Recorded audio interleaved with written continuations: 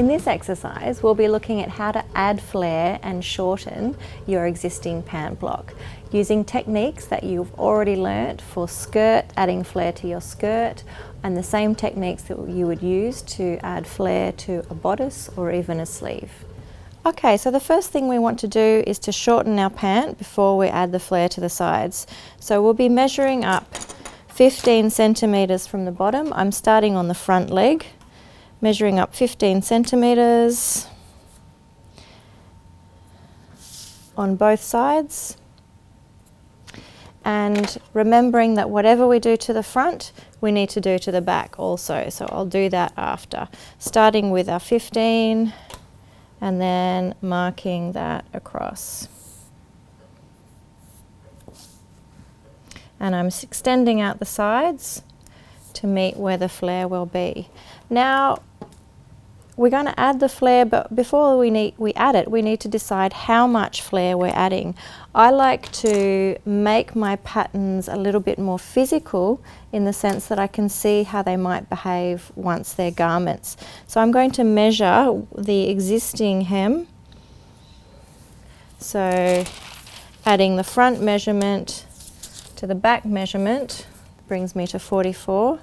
Now if I loop my tape measure around, that's showing me visually what the hem of my pant is going to look like as it is. Now in terms of how much I want to add, that's completely up to you.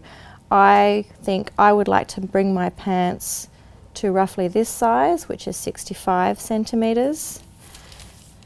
I'm going to place this on top of the new line, and I think I'm going to add 5 centimetres to either side. So if I'm adding 5 centimetres to my inside leg, my side seam on the front, that means I'll also be adding 5 centimetres to the side seam and the inside leg of the back, but starting with the front.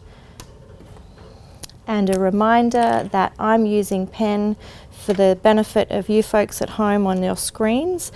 You will always be using pencil or a pacer, a mechanical pencil. So I'm marking 5 centimetres on either side, and now I'm thinking about how far up here this line comes. So I think I would like to bring my flare up here. So having a look, what is the distance? So it's about 10 centimetres above this notch here. So I'm going to mark that point, and then this corresponding notch on the other side, I'm going to mark 10 centimetres above that as well. Now I can join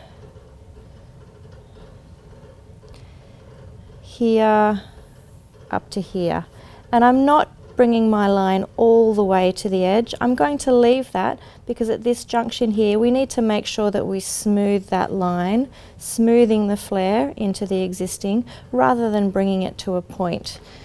So you'll use your French curve to connect to get a nice smooth point with no bump here. And we'll do the same thing on the other side.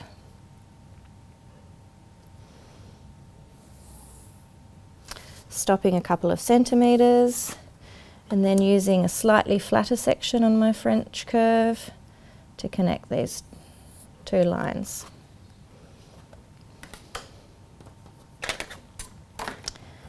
Okay, before I move on to the shaping of the hem, I'm going to repeat this same process to my back pattern.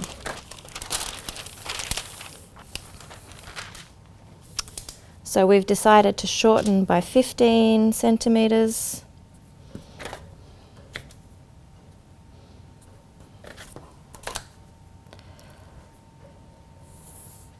And add 5 centimetres on each side. And that will be bringing our flare 10 centimetres above this notch here.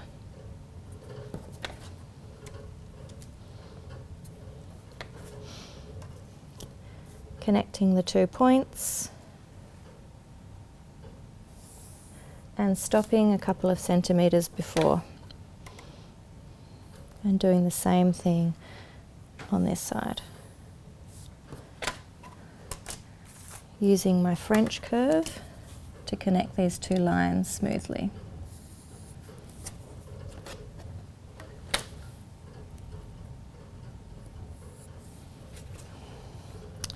Okie dokie. Now we have the flare and the shortening added to the front and the back. I need to create a nice flow through of the side seam, the inside leg seam and the outside seam of the legs. If we leave it as it is now with this point, and I place my inside leg seam on top of my inside leg seam, you'll see that here we're starting to get a bump where this, if we stitch it like that, we have a bump happening at this junction, and we want to smooth that down. So again, coming back to your French curve,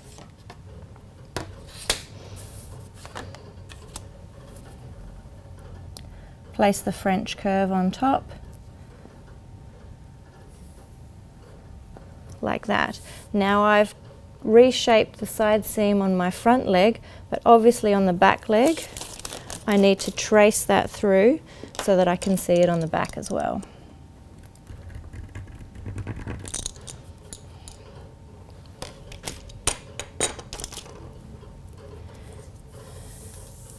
Picking it up and marking where my tracing wheel has gone. I can roll that nice smooth curving hemline in now.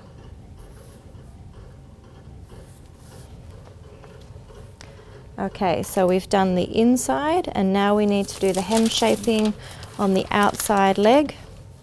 So again, placing the stitching line on top of the stitching line, you can see here there's a point at this junction. So we're getting our French curve, placing it on top and smoothing that line.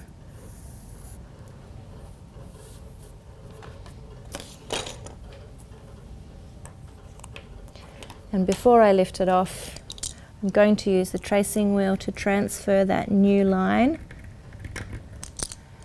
to the back pattern piece that's sitting underneath.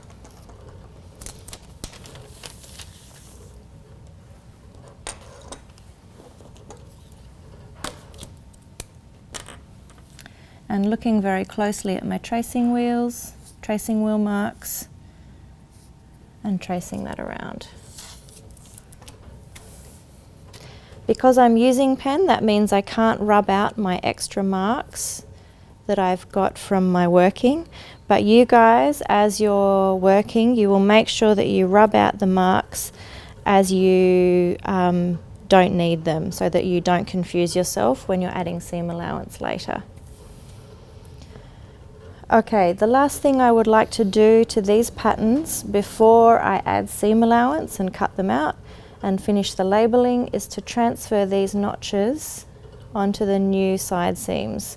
So for the front, I'm going to move this notch here and this notch here. Now that I've done that, rather than simply transferring these, I'm actually going to place this stitching line on top of my back to make sure that my notches are matching perfectly.